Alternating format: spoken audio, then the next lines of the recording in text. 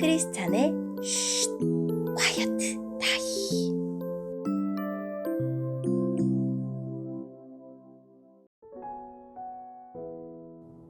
샬롬! 크리스찬 성도님들 반갑습니다. 오늘의 본문은 욥기 21장 17절부터 34절까지의 말씀입니다. 본문의 제목은 변질된 마음, 변질된 목적입니다. 본문을 읽기 전에 어떤 내용인지 요약본을 먼저 읽어드릴게요. 욥이 계속해서 소발의 주장을 반박합니다. 그는 악인이 재앙을 받는다고 하지만 현실에서는 악인이 재앙을 받는 경우가 드물고 그들이 죽을 때까지 평안하다고 합니다. 오늘의 본문 17절입니다. 악인의 등불이 얼마나 자주 꺼지는지, 재난이 얼마나 자주 오는지 하나님은 저들에게 화를 내시며 파멸을 주신다네. 저들은 바람에 날려가는 지푸라기와 같고 폭풍에 날려가는 겨와 같네. 그들은 하나님께서 악인에 대한 처벌을 후손에게 내리시려고 쌓아두신다라고 이야기하지만 그분은 그들의 자녀가 아닌 죄를 지은 바로 그 사람들에게 벌을 내리신다네.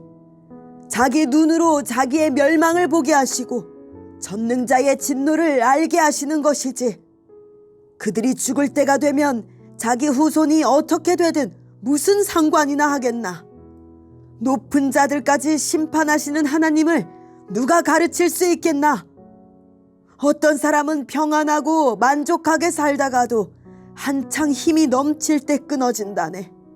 그 사람은 정말로 잘 먹고 잘 지내서 뼈에도 윤기가 흐르지만 또 다른 사람은 쓰라린 가슴으로 죽어가네. 그는 평생에 좋은 것을 맛보지도 못했지.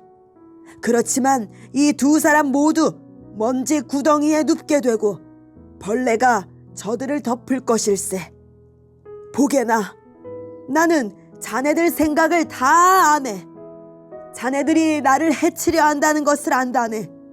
자네들은 부자들이 살던 집이 어디이며 악인들이 거하던 처소가 어디인지 묻겠지. 자네들이 길을 지나가는 사람들에게 묻지 않았나? 저들이 하는 소리를 듣지 못하였나?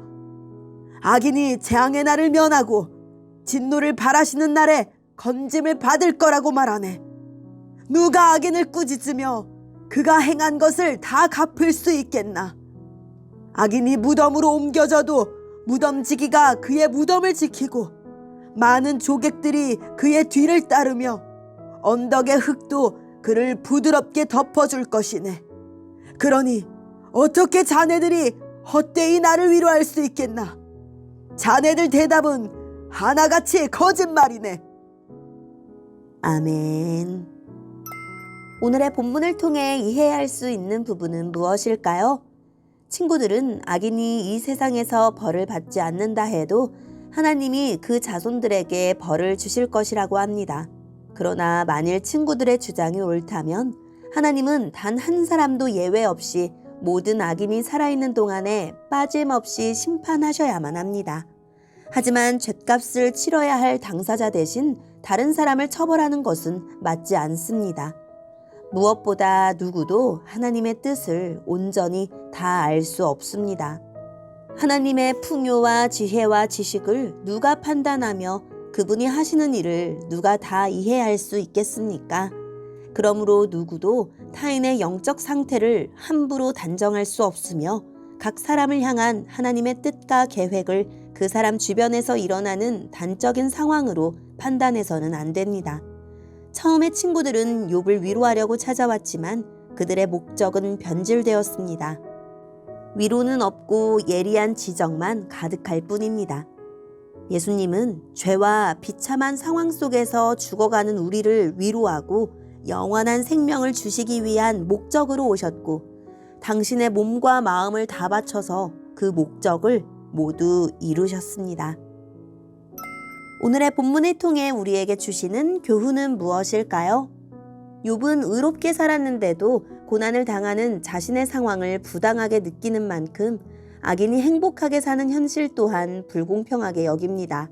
그래서 욥은 공의로우신 하나님이 악인의 죄에 대한 값을 반드시 치르게 하실 것을 확신하며 심판을 선포합니다. 의인은 복을 받고 악인은 벌을 받는다는 인과응보의 원리에 근거한 욥의 지혜로는 이것만이 세상이 공평해지는 길입니다. 하지만 하나님은 인과응보의 공식에 제한당하지 않는 무한하고 초월적이신 분입니다. 인간이 판단할 수 없는 선하신 뜻에 따라 때때로 의인이 고통당하기도 하고 악인이 승승장구하기도 하는 현실을 빚어내기도 하십니다. 내가 아는 하나님의 모습이 전부라고 생각하진 않습니까? 고난당하는 이에게 위로가 아닌 가르침을 주려 하지는 않습니까? 욥에게 인과응보의 원리가 제대로 작동하지 않는 삶보다 더 부당한 게 있습니다. 바로 죽음입니다. 욥의 생각에 의인은 육체적, 정신적으로 건강하게 살다가 평안히 죽어야 합니다. 악인은 힘들고 비참하게 살다가 고통스럽게 죽어야 마땅합니다. 하지만 죽음 이후에는 의인과 악인의 구분이 무의미해집니다. 둘 다 흙에 묻히고 구더기에 덮이기 때문입니다. 모든 사람에게 임하는 그 모든 것이 일반이라 전도서 9장 2절에 고백했던 전도자처럼 욥은 보응 신학이 전혀 적용되지 않는 죽음 앞에서 허물을 느낍니다. 하지만 우리는 죽음을 이기신 분을 주로 모시고 그 주를 살리신 분을 아버지로 모시고 있습니다. 그러니 우리에겐 죽을 때까지 선하고 의롭게 살 이유가 있습니다. 오늘의 본문을 통해 각자에게 주시는 성령 하나님의 음성에 귀를 기울이며 살아계신 하나님, 하나님이 하시는 일을 다 이해할 수 없을지라도 겸손히 받아들이게 해주세요 라고 기도하고 오늘도 말씀을 붙들고 승리하는 하루를 보냅시다. 여기까지 크리스찬의 쉿, 콰이어트 타임 이었습니다.